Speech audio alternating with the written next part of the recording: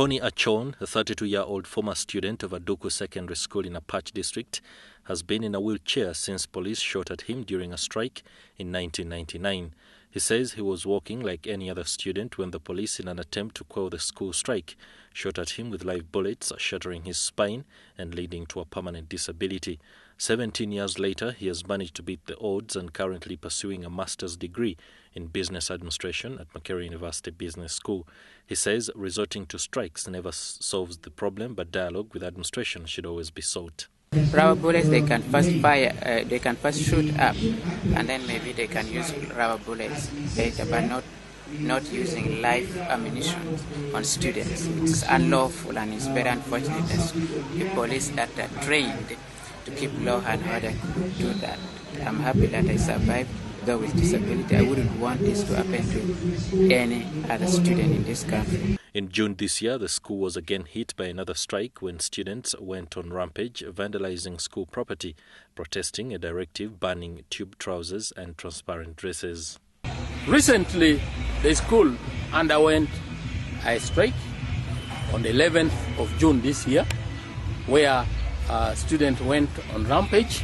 The reasons the students were giving were actually fancy dressings of the what so-called the fitting, those tube trousers, the mini skirts for girls, and so on. They feel they should be allowed to continue in such dressing. The behavior of the students has prompted old boys and girls of the school to form an association to help bring back the school to its former glory.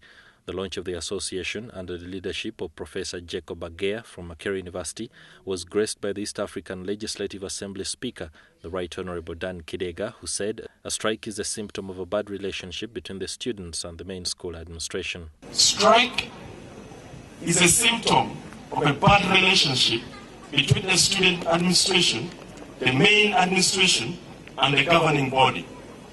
It is a symptom that there is a gap.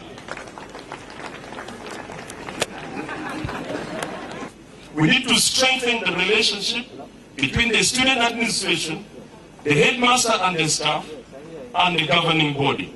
But Bishop of the West Lango Diocese, Alfred Ochur Okodi, looks at strikes from the perspective of a kind of teaching from the background, especially the introduction of Western culture to Uganda's education system.